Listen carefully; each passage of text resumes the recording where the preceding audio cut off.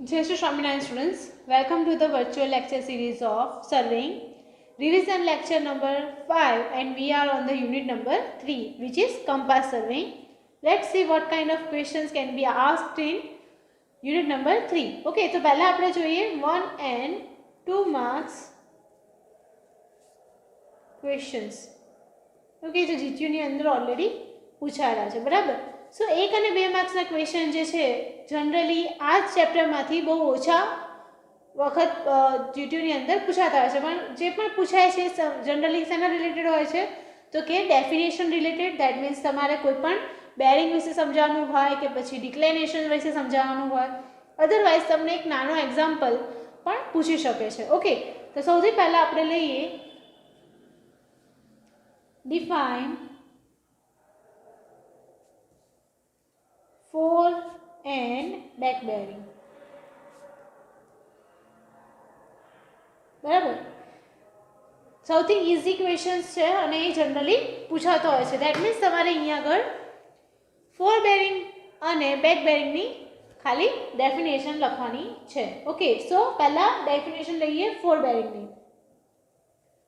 Four bearing, okay, સો four bearing શું છે તો કે bearing line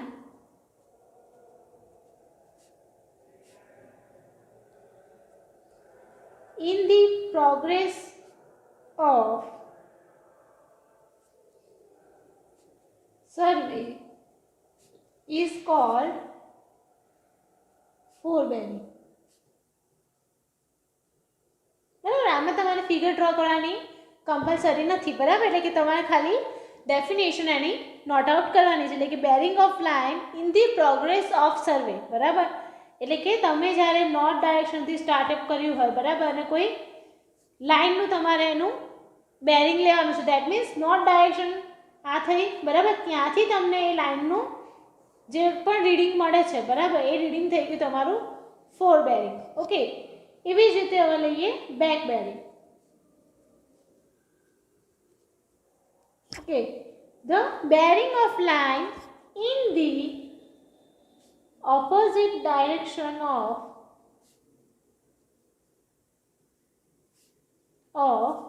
progress of survey. બરાબર, અહીંયા શું થયું તો કે પ્રોગ્રેસ તો ખરો પણ કેવો ઓપોઝિટ ડાયરેક્શનમાં, બરાબર. અહીંયા શું મળ્યું આપણને, જે લાઇન છે એની ડાયરેક્શનમાં આપણને વેલ્યુ મળી, બરાબર. એનાથી ઓપોઝિટ ડાયરેક્શનમાં મળતું હોય એટલે કે બહારની ડાયરેક્શનમાંથી અંદરની ડાયરેક્શનમાં થઈ ગયું, બરાબર. સો એને આપણે કહીએ છીએ બેક બેરિંગ. ઓકે, એ જ રીતે તમે બંને ડેફિનેશન્સને લખી શકો છો.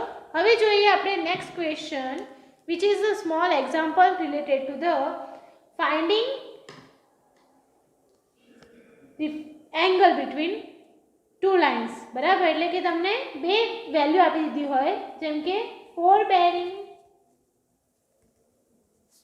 ઓફ એ બી આપી દીધો હોય વિચ ઇઝ 2 ડિગ્રી જેવો, બરાબર, અને four bearing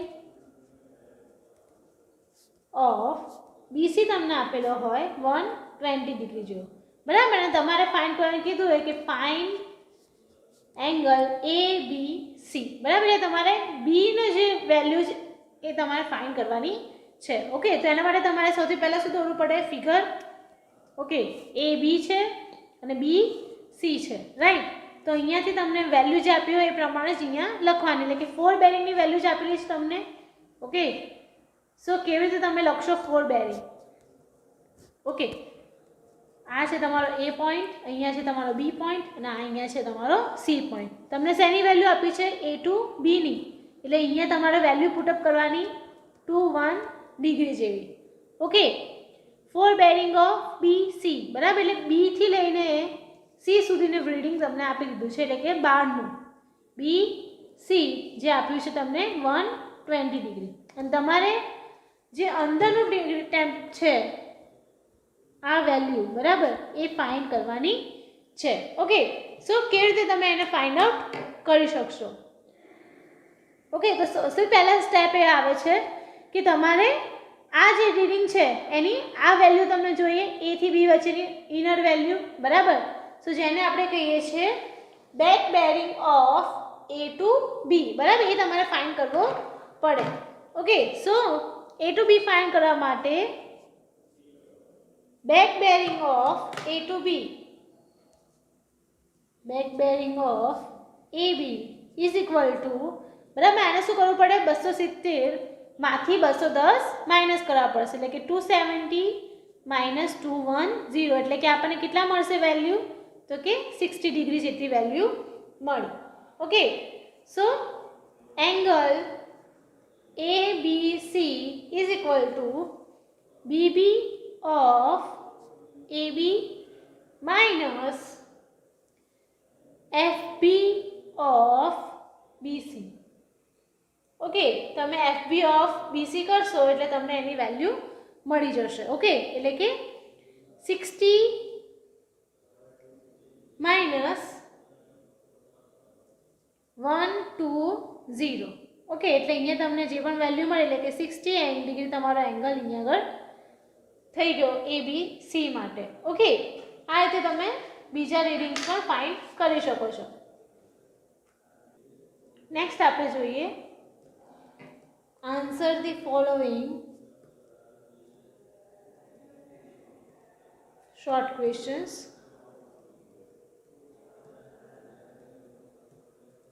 3 marks.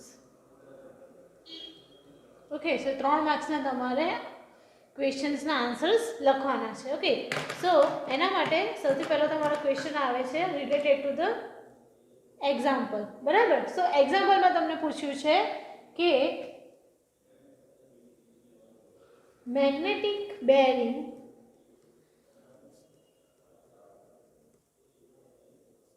Of a survey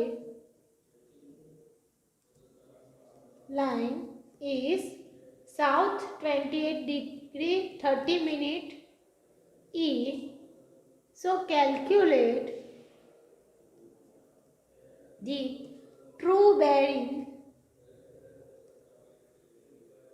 if the declination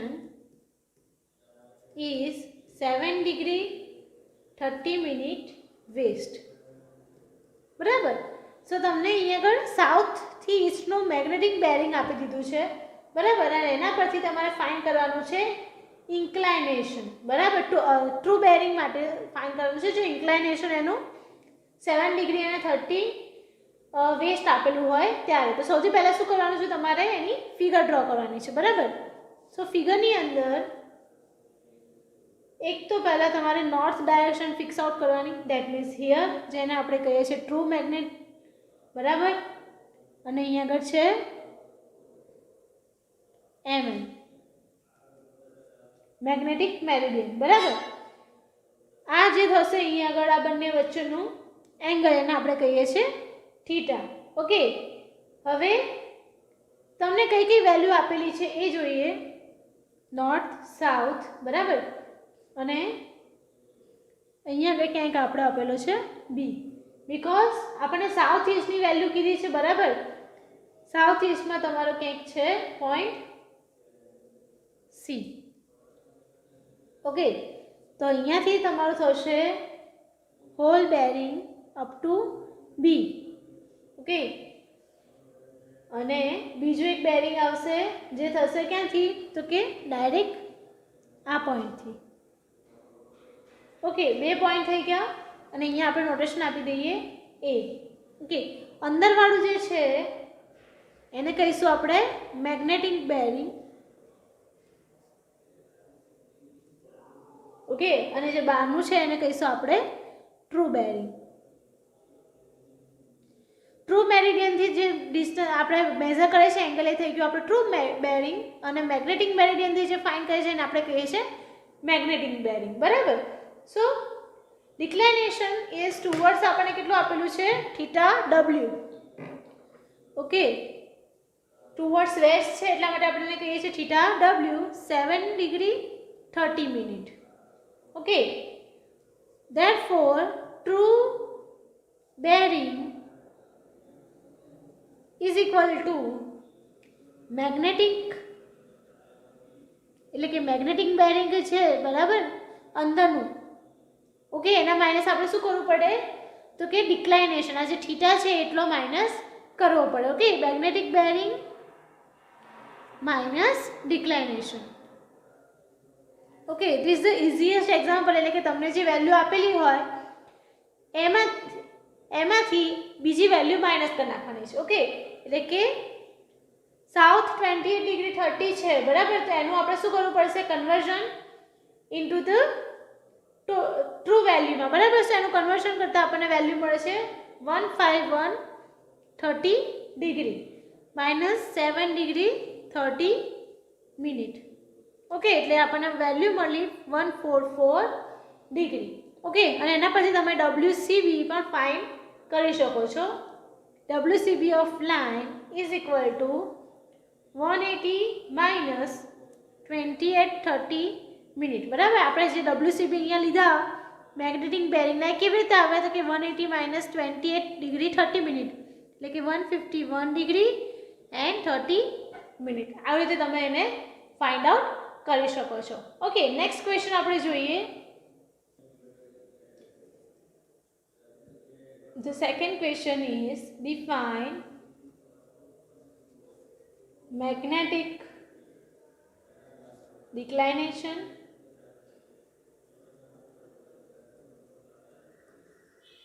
closing error and local attraction. બરાબર, 3 માર્ક્સની તમને 3 ડેફિનેશન લખવાની કીધી છે, બરાબર. સૌથી પહેલા આપણે લખી ડેફિનેશન મેગ્નેટિક ડિક્લાઇનેશનની, બરાબર. સો મેગ્નેટિક ડિક્લાઇનેશન કેવી રીતે લખી શકીએ છીએ આપણે? Okay, so may be defined as the angle made by the magnetic meridian. Defined as the angle made by magnetic meridian with true or geographical meridian at the time of observation. બરાબર, કે જ્યારે observation કરવામાં આવે છે, તો હમણાં જ કીધું એમ, તો કે મેગ્નેટિક મેરિડિયન જે એંગલ બનાવે છે ટ્રુ મેરિડિયન સાથે, બરાબર.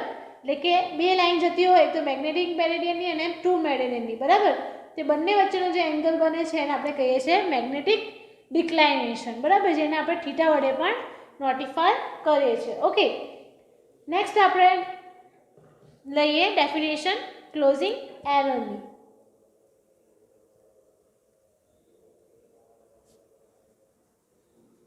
ઓકે, સો ક્લોઝિંગ એરર કોને કહેવામાં આવે છે અહીંયા આગળ? ઓકે, સો ક્લોઝિંગ એરર શું છે? In a plotting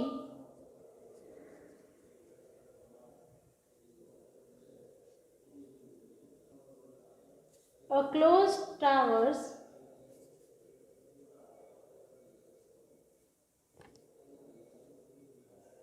the starting and ending points do not coincide.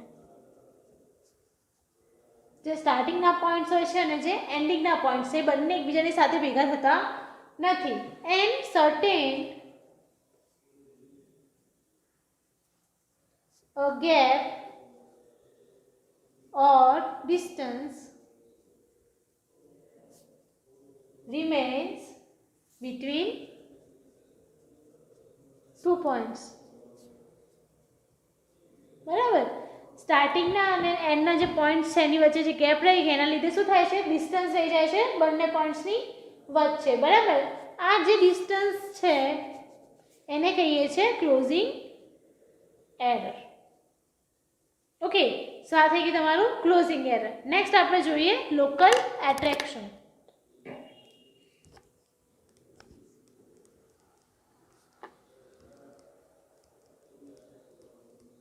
Okay, so local attraction એટલે શું?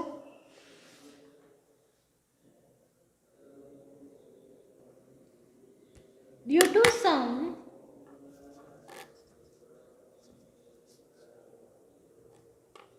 magnetic materials,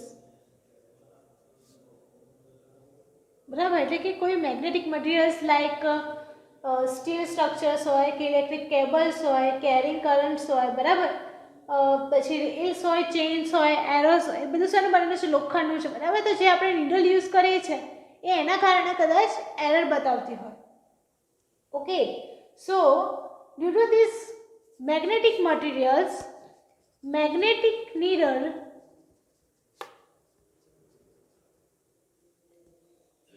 of the compass do not show or point to magnetic north.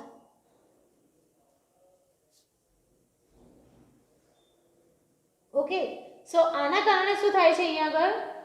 It is deflected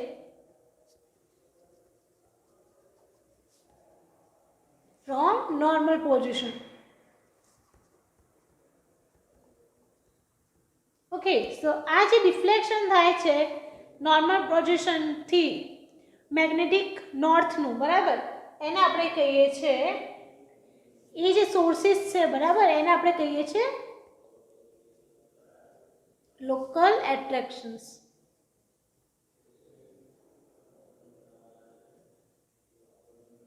okay, સો અહીંયા આગળ તમારું local attraction એટલે શું થઈ ગયું? તો કે જેટલા પણ મેગ્નેટિક મટીરિયલ્સ મેં કીધું, બરાબર, એ બધા જ્યારે મેગ્નેટિક નીડલ્સના વેમાં આવે છે, બરાબર, તો મેગ્નેટિક કમ્પાસમાં એ શું કરે છે? પ્રોપર એનો પોઈન્ટ આઉટ કરતી નથી અને એના કારણે એરર રહી જાય છે, બરાબર. સો એ એરર જે રહી ગઈ એને આપણે કહીએ છીએ લોકલ એટ્રેક્શન્સ, બરાબર, જે સોર્સિસના કારણે એરર રહી જાય છે. નેક્સ્ટ આપણે જોઈએ IMP question of the lecture, which is temporary adjustments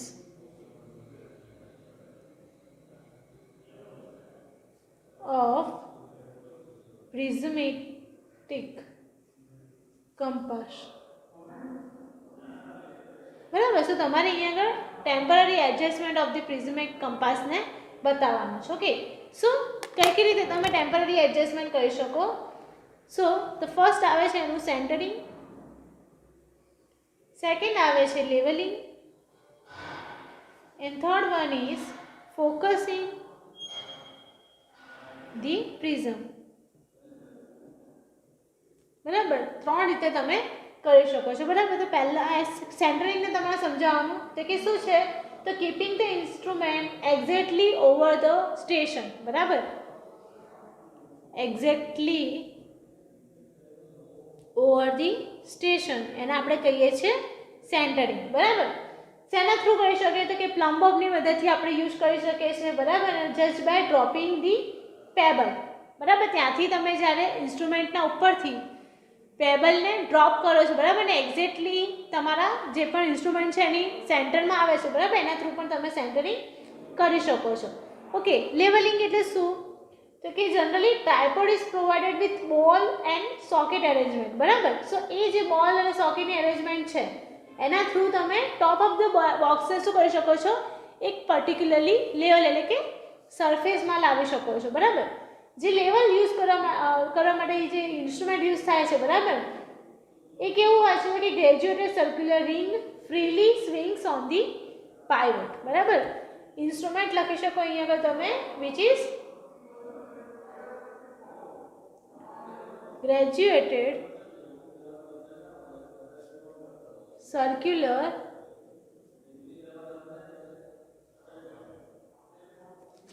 ring, બરાબર. એવી જ રીતે ફોકસિંગ ધી પ્રિઝમ જોઈએ. The prism attachment is slided up or down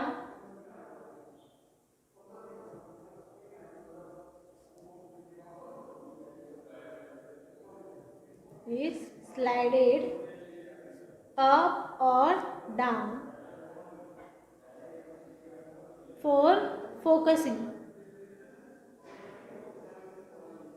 બરાબર. જેના માટે એકદમ ક્લિયર અને શાર્પ વિઝન આવે એના માટે આપણે શું કરીએ છીએ? જે એડજસ્ટમેન્ટ છે એને શું કરીએ છીએ? અપ કાં તો ડાઉન કરીએ છીએ, બરાબર. એના થ્રુ તમને ટેમ્પરરી એડજસ્ટમેન્ટ માટે સરળતા મળી રહે છે. બરાબર. સો આ રીતે તમે તમારી ટેમ્પરરી એડજસ્ટમેન્ટ કેવી રીતે કરી શકો એની થિયરી તમે લખી શકો છો. આ 3 પોઈન્ટ્સને તમારે ડિટેલમાં સમજાવવાના રહે છે. ઓકે. સો આ સાથે જ અહીંયા આગળ આપણે આજનું લેક્ચર કમ્પ્લીટ કરીએ છીએ. નેક્સ્ટ લેક્ચરમાં બીજા ક્વેશ્ચન સાથે મળશું. જય શ્રી સ્વામિનારાયણ.